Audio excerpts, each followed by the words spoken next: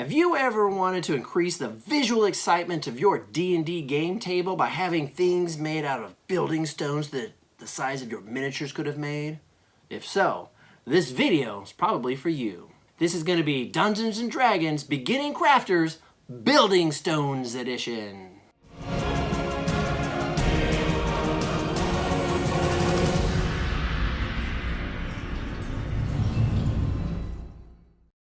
Hi guys, I'm DM Dunn, and this week I'm going to show you guys how you can increase the excitement visually on your tables by making building stones, and you can use it in multiple different ways. So the first thing I want to do is, if you've seen my other videos, you saw that I started with this really inexpensive white foam that has all the different bubbles inside of there. You can try to use this, however, this is not going to give you the best results with what I'm going to show you right now. So this would be a good time for you to start to upgrade your game to the better foam. And the better foam is going to be found at your hardware stores, Home Depot, Lowe's, and things. And it's going to be either this pink or it's like a light blue, depending on where you are at. And you're also going to have different thicknesses based on how cold your climate gets. Here in Southern California, 1 inch is about as thick as I'm able to personally find. So if you need more than that, you'll get 2, and you'll glue them together and make layers. If you get hungry, you can just take a bite out of it like a snack. Or, by the way, don't do that because it's not good for you. Now you're going to want to use a couple of different methods in order to cut your foam. So you could either just use a good razor blade. Obviously sharper is always better, so you can get nice clean cuts out of there. If you want to get nice straight lines, you can use a metal straight edge. Put it on there so you can get those nice straight clean cuts for yourself. Some people will use the razor blades that are the blades that have much longer blades. So if you have thicker foam, that you can do bigger gouges and cuts to make it look like stone size and things like that. I don't use those longer blades. Instead, I use my magic wand. No, not that one. This little guy. This is my hot wire knife. And you just plug it in, it gets hot. And then this is how you're going to get these types of cuts right here. And you just melts right into whatever shape that you want, and it pops right out of there. Now, if you're ready to really upgrade your game, then you're going to want to invest in the infamous Proxxon hot wire cutter. This is a fantastic machine, especially when we're going to start doing into things like I'm talking about right now, which is lots and lots and lots of little stones. This is going to save you a ton of time. However, this is a very costly investment. So if you're not ready for that, you can still do what I'm going to be showing you with all of your other tools. So you just decide what you want to do. I was lucky enough to be able to find somebody that was willing to barter and trade their used Proxxon. So I didn't buy a brand new one. At the time, it was too expensive for me. But I had some crafts that I made that they wanted, and they had a Proxxon that they weren't using, and we were able to do the good old-fashioned, I'll give you this if you give me that. And so that's how I got my first Proxxon. So if you're lucky enough, maybe you can find somebody that's willing to do that as well. But you're eventually, whichever method you're going to use, you're going to end up with a bunch of these little rectangle cubes, not a rectangle cube, three-dimensional rectangles. I don't know what it's called. But the point of this is whatever thickness that you want it to be, totally up to you. Whatever measurement you want to use, make the length exactly twice as long. That is going to become very important, so whenever you are gluing these all together to make a building or a wall or something, that the measurements will actually look correct and your walls will look decent. Now there's 2 ways that you can get, well, there's probably more than that, but there are 2 ways I'll show you is how to get texture on these.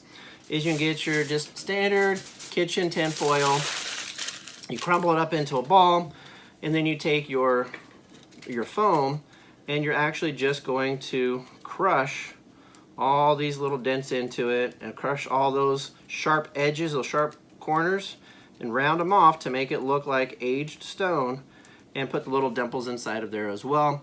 And then this is how you're going to texture it. That is a tedious way to do it. because you're doing it one at a time. Another way that has been discovered how to do this is to get a container, a bucket or something, and then put a bunch of your bricks in there. Get a bunch of gravel or rocks or stones or something sharp. I've seen people use big bolts and nuts as well, and you toss them in there, and you're gonna do the shake, shake, shake, shake, shake, shake, shake your building stones. And it's just gonna be up to you how long you're gonna have to do that. You're just gonna keep opening up and looking until these have those texture that you're happy with. And then once they are, you just obviously take them out, and then you're ready to go. One key note, make way more of these than you possibly think that you could ever use, because when you run out, when you're building something, you're gonna be distraught and a little sad when you have to go back and make a whole bunch more of these cuts. So make way more than you think, because you can use them for other projects in case you do have enough for your first project. Now, Black Magic Craft is where I got most of my ideas for especially these stones I'm talking about. He did a charity one time where he was actually gave away a stencil or a stencil for a dice tower. And I was approaching the holidays, and I thought it'd be a great idea, because I like to build stuff for my players, to build them all dice towers. So it's functional dice towers. And then the way to do this, you can go to your Dollar Tree, get this thin poster foam, and the black fabric or the black paper, it peels off as well too, so you can cut it into the different sizes that you need. And this actually was the frame for this dice tower, as well as for the different levels that it goes down as the dice go and they roll out of there. And then what you do is you just take your stones, and you're actually just going to be gluing them piece by piece on the outside of that and building it up. Now, I wanted to kick mine up a notch, and so what I did is I built these flame torches on the top, but I also made them light up. So, not sure you guys can see it on the camera or not, but these actually, light up. And so what I did is I found these string lights that had this battery pack. I think they were covered up. I don't know what they were. They were like little chili peppers or something. And those are like 10 of these lights on there, and it's just got 2 AA batteries that it works on. And so I just ripped off whatever those covers were, so I had just the LEDs alone. And then I just maneuvered them inside of here and just hit all the wires where I could. And then after I got those in there, underneath the first shelf, I just made a custom little extra couple of pieces that this battery pack could fit on, and then just literally poked it in there so that it would fit.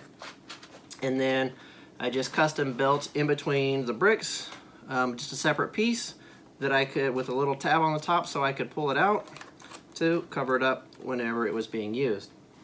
And so the point of this is, whenever you see other crafters doing things, yes, go ahead and do whatever it is that they're doing, but if it inspires you to add something to it or change it, then that's the beauty of it. And then you can show us all of the extra stuff, cool stuff that you guys do as well. So the extra lights are just bunched up over here underneath the last level, so that it lights up the dice down on the bottom that get stuck in the back as well. So one of the cool little crafts that I did with some of my stones in there. And this, by the way, was also one of my first paint jobs that I didn't do gray. So I finally got sick and tired of gray, and so I decided, well, can I just try different, like a blue version? And so I did blue, and I think it looks pretty, but it's totally up to you. Another one that I did from Black Magic Craft was a broken, dilapidated tower, if you will. This is really nice. I did the round piece for the bottom, again, pink foam. I just made it as big as I could possibly get on my Proxon. So I have my circle for there, and then it's just 2 layers of stones wide all the way around, and of course alternating them on the inside as well as on top of each other, making it however tall that you want. Everything's up to you. Then I used my hot wire knife to cut my little pattern off of the edge of the floor as well. I also did put in some arrow slits for the windows, and then of course the floor. And then I've used one of my original crafts that I did that don't look that fantastic, a little ladder that I had, and I just popped it in there so people could go to the different levels as well. So you use what you have, and you just have fun with it. I've done several adventures that this shows up. You can have it just represent a physical building or a tower. It doesn't have to be broken per se, but just something that represents as they walk down the streets or they do something else. However, if you do want them to go inside, then you can just turn it around and they have access to go inside. Again, versatility is really the big key. Now, speaking of versatility, this next one probably has the most usability and reusability, and it's making broken or collapsed walls from potentially whatever structure you want it to be. So you're going to want to make a bunch of different shapes. So I've got corners, and then you're going to have like a clean inside and then like outside, which may have grass or whatever. And you can see this corner is actually opposites. So you're going to want to have a bunch of different varieties. The other nice thing about the outside is it's actually my base. It's that cardstock cut smooth for the inside, and it gives you basically a stronger base for the outside. And you can also put more rubble or grass or flocking or whatever that you want on there. So you're going to want to get a bunch of different sizes. Because they're going to be on the game board, I use my cutting mat because it's measured, so I can make different sizes. So there was, 3 inches and then 6 inches in the corners. And so I just make sure that they're fitting in there so that when I put them on the table, it all kind of makes sense and it fits my grid on my battle map. But so these are some really great examples to give you lots of versatility, and I can't tell you how many times I've used these. Even though they have outdoor grass and stuff on them, these have become cave walls. These have done, instead of broken, I just tell them they're solid walls. And so just getting a ton of these is really, really good for you as well too. So those are just a couple of quick examples of what building stones can do for you and for your game. If you have any questions, please, please, please go ahead and write them in the comments. I would love to talk to you guys, answer any questions you guys have. Thank you. And if you really want to help us out, do us a favor, click the thumbs up and the subscribe buttons. We also have Amazon affiliate links. So if you're going to buy anything from Amazon, do us a favor, hit our link, then go ahead and do your login. It really helps us out to give us a little bit of a kickback. Not much, but it all helps. You can also help us out by joining our Patreon, which is just a monthly donation that helps us keep these videos and this content going to keep you hopefully motivated and excited as well. So thanks again, guys. We really appreciate all your support. And until next time, have more D&D fun with DM Done.